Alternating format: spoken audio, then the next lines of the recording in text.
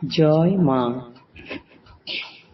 কৃপাং কুরু মহাদেবী সুতেষু প্রণতেষু চ চরণাশ্রয় দানেন কৃপাময়ী নমস্তুতে। স্বামী পূর্ণাত্মানন্দ মহারাজের লেখা চিরন্তনী সারদা নামক গ্রন্থ থেকে আমাদের পাঠ চলছে। আজ আরেকটি নতুন প্রবন্ধের পাঠ শুরু হচ্ছে। এটির নাম শ্রী শ্রী মা শ্রী রামকৃষ্ণ ইষ্টপথের সহায়িকা। আকাশের সূর্যের কাছে আমাদের ঋণের শেষ নেই। আমাদের জীবনী শক্তির মূল সূর্য। সূর্যহীন পৃথিবী আমরা কল্পনাও করতে পারি না। সূর্য শুধু আলো দিয়েই আমাদের জীবন ও পৃথিবীকে ভরিয়ে দেয় না। সূর্য আমাদের শরীরকে ব্যাধিমুক্ত রাখে। সূর্য আমাদের চারপাশের পরিবেশকে, আমাদের পৃথিবীকে সঞ্জীবিত রাখে, দূষণ মুক্ত রাখে।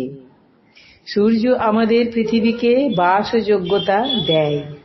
সূর্যের বিদায়ের সঙ্গে সঙ্গে পৃথিবীতে নেমে আসে অন্ধকার। অন্ধকারকে বড় ভয় আমাদের।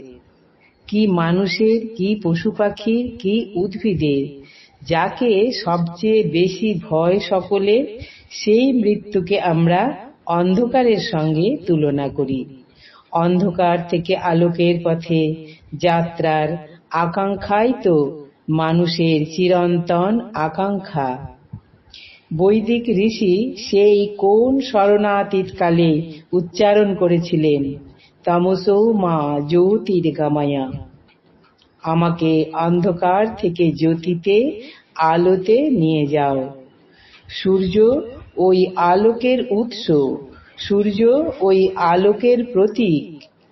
জীবনকে উদ্ভাসিত করার জন্য সূর্যকেই আমাদের প্রয়োজন। পৃথিবীকে উদ্ভাসিত করার জন্য সূর্যকেই আমরা চাই। শুধু উদ্ভাসিত করার জন্যই নয়, সঞ্জীবিত করার জন্যও সূর্যকেই আমাদের প্রয়োজন।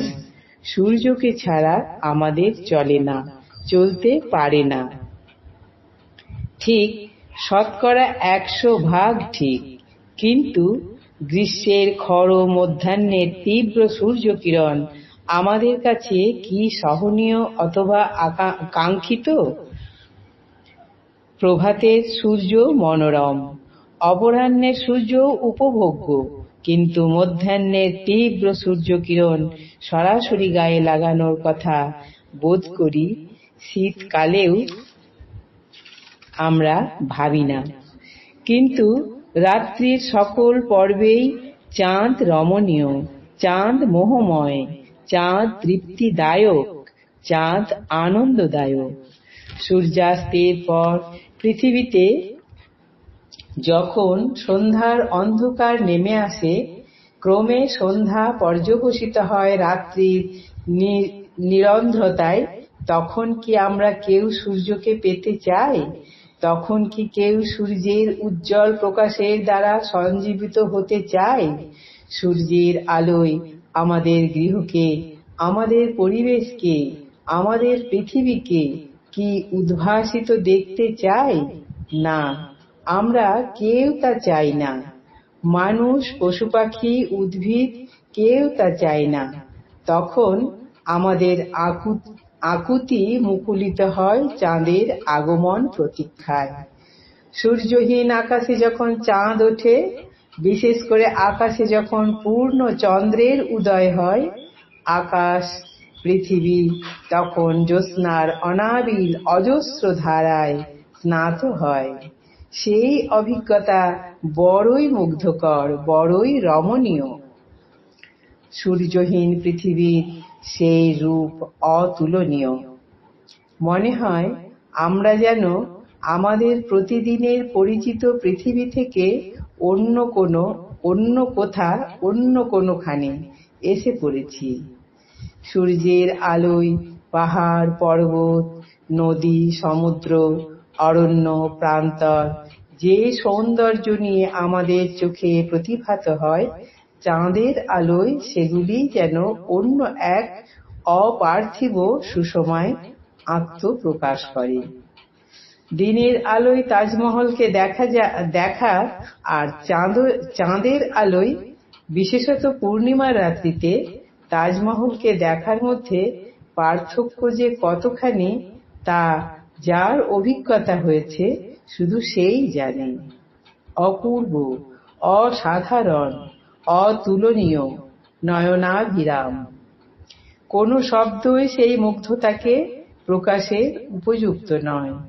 চাঁদের নির্মল ও স্নিগ্ধ আলো শুধু যে দৃষ্টির পক্ষেই তৃপ্তিদায়ক তাই নয়, আমাদের অন্তরকেও তা উদ্বুদ্ধ করে, আত্মাকে সঞ্জীবিত করে, আমাদের উদ্বোধিত করে কাব্যের প্রেরণায়, সৌন্দর্যের চেতনায় এবং পরমের পিপাসায়।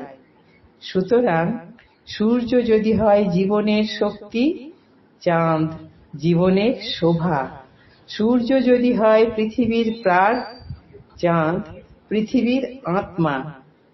সূর্য যদি জগতের তেজ, চাঁদ তবে জগতের সৌন্দর্য। সূর্য যদি পৃথিবীর বীর্যবত্তা, চাঁদ তাহলে তার রমণীয়তা। সূর্য আমাদের শুদ্ধ করে, চাঁদ আমাদের স্নিগ্ধ করে। আজ এই পর্যন্তই। জননীং শারদাং দেবীং রামকৃষ্ণং জগদ্গুরুং পাদপদ্মে তয়ো স্থিত্বা প্রণমামি মুহুর্মুহুঃ। জয় মা।